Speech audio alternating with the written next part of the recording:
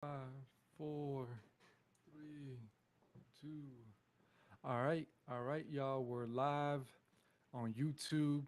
This is Wild Quetzal, and I remind people of who they've always been through timeless principles that revolve around nature and the nature of oneself.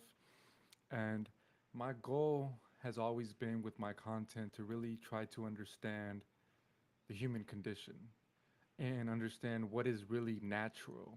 I think it's something that a lot of people crave, that we're wanting to figure out because I think we just come from environments that we feel are very unnatural, so we're trying to reconnect with that part of ourselves that we've seemed to have lost. So the curiosity for me has been around figuring out what the natural human lifestyle really looks like, and then trying to bridge where I am and where I've come from to that lifestyle. And so along the way, I saw myself going certain directions. My whole journey really began through health and wellness. It began through being interested in healing myself or living a healthy lifestyle. And then throughout time, it just evolved to a deeper, more holistic understanding of life. And so that's where the path has led me. When I first started my YouTube channel, it was me doing enemas, it was me doing fasting, it was me doing all kinds of things of that to where I was basically trying to figure out what was natural and trying to figure out what was healthy and healing for myself and my body. And I think that my journey has taken me to many things and it has definitely shifted over time to encompass a lot more of life than when I first began on this journey. And so bear with me a moment. I'm just trying to let people know that I am here. And if anybody wants to come in, let that be known too. Yeah, so, you know, oops. It's just been very interesting, interesting transition from being so focused on just food and nutrition to understanding other components of human nature, the social component, the communal component, the relational component, relationships. How do you relate to another human being?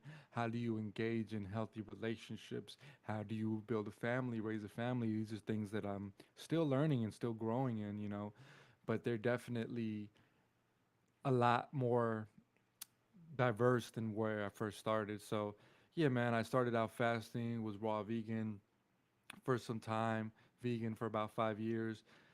Basically did everything in the books, everything under the sun as far as healing modalities. And I saw myself at times I was very scared, I would say, that I was going down a path of like never ending healing. I saw myself going down that breatharian path.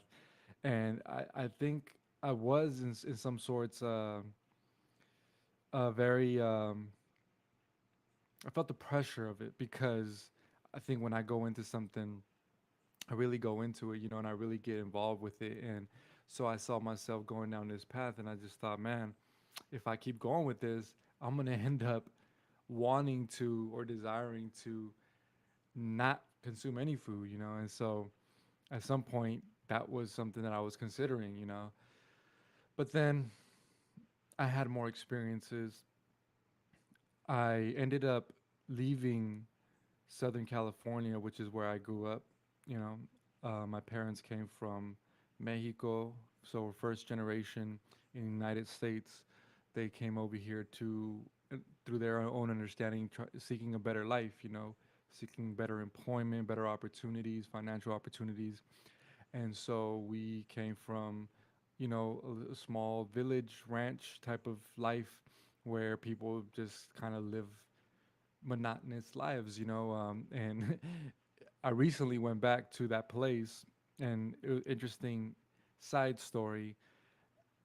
My cousin and my uncle, who like just stay in this little ranch village, um, and that's where most of their life takes place.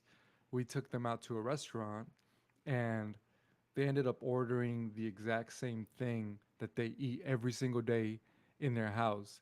And it was interesting because it just showed me that, you know, we have such exposure to so much diversity and so much different types of foods, cuisines, culture. But for somebody who's been used to a certain life, like that's all they know, they don't even realize that, or they might not even be curious to really try anything new or do anything different. They just are where they're at and they're used to that. And at some level, there's some peace to that, because I think there we also have an obsession on the other end of things, is traveling all the time, being somewhere new, all the time trying something new. And it's like this inability to just kind of sit and be with something for a vast period of time, I think can also work against us, because we're always chasing something. We're always chasing this um, never ending new experience. Whereas, you know, you could just be sitting down somewhere and cultivating something that has longevity. But because we get so distracted with the new thing, we can oftentimes have that work against us. So, yeah, that's where my family came from. And I grew up in Southern California. And so, throughout my awakening journey of just becoming aware of reality, the world, um, and how things work, I ended up moving to Costa Rica. I joined a group, which later became a cult, a real life cult, not like just this is, I didn't like it, is like really a very, very life transformative experience for me that really showed me how the social behavior of people that are in close proximity in a isolated environment. And it really showed me the dynamics of a tribe, even though we weren't like hunting and growing our own food and living off the land in that regards.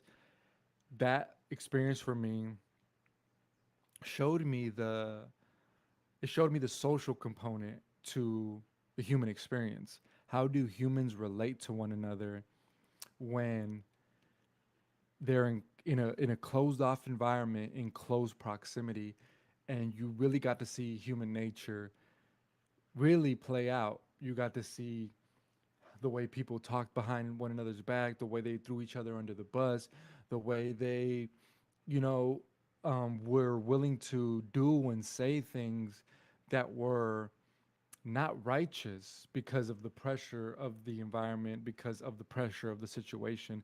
So that experience really exposed to me a lot about human nature, even though we weren't, you know, focused on food and growing food and all these things that people obsess over. You know, there was so much value there in terms of the nature of the human social condition. And so that experience really catapulted me to be who I am today. And in essence, it really has revealed a lot to me about where I needed to go and what I needed to become and who I wasn't being in that situation. I wasn't being the person, the man that I knew that I could potentially be, but that situation was just there to show me that. So, leaving that situation, I basically left with a family, a wife, a child, and a basically reset button. No money, no connections, no nothing, just um, a new lease on life, really. And so that has been what has catapulted me to be where I am today. And so now I have realized there's a big need in the masculine community, in the males of today, to be really tried and tested and go through some sort of rite of passage. I felt like that's what I was looking for when I was fasting, when I was doing these things that to outsiders may seem extreme. I was looking for a way to validate myself to myself so that I can move on from the stage of being a boy into a man. So without a proper ceremony of ritual rite of passage, I think that that can often go, unexperienced, and therefore we move through life never really transforming into the part of ourselves that we should be embodying. And so we end up being 30, 40 years old and really haven't embraced none of the attributes of masculinity, of being a man and coming into your manhood. And so this is very important, and I think it's something that a lot of men are craving and begging for almost, and willing to do whatever it takes to be proven, be given the opportunity to be proven to themselves. So this journey, man, about nature, it really came down to the nature, and has come down to the nature of oneself. And that is multifaceted. It's the nature of me as a man and my own manhood. It's the nature of me as a human and how I relate to other humans. It's me as a the nature of the organism and how I relate to the rest of the ecology. It's the nature of the transcendental mind that's beyond the tangible, and how I relate to that, So then we get into the more spiritual component of like the ego, and everything that encompasses that identity, that's kind of hard to pinpoint in the physical, but that exists within the consciousness.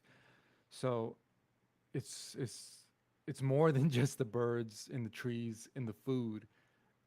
This nature, the experience, that the source is much more broad, because it really is everything.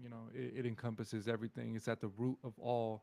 And so when you understand that, you can make content about relationships, make content about food, make content about hunting, and realize that you're talking about the same thing. Realize that you're tapping into human nature. You're tapping into nature, and they're all different sets of nature, different, expressions of nature.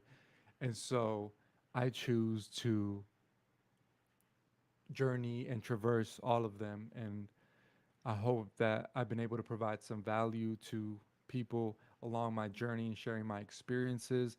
And I'm super excited about the future, because what I have learned and experienced, I am opening myself up to share with others now, not in social media, not online, but in physical, personal, in person community, truly coming together in the present moment to build something and establish, real life connections, and grow and live and build life with others in this way. So I'm super excited about what's to come. This is my introduction, my breaking into YouTube and doing lives, and actually coming on here on camera, as opposed to just my Instagram or my TikTok. Just building more of a stronger connection through long form content, I think is very valuable, and finding the right people that will eventually be part of the community, that will eventually be part of my life and everybody around me's life, so that we can enhance and grow and live with, through, and for one another, you know, and create dope, beautiful culture, experiences, relationships, dynasties, children, all of it, and just tap into everything that life has to offer. So, with that being said, I'm out of here. This was a short live, but until next time, stay balanced.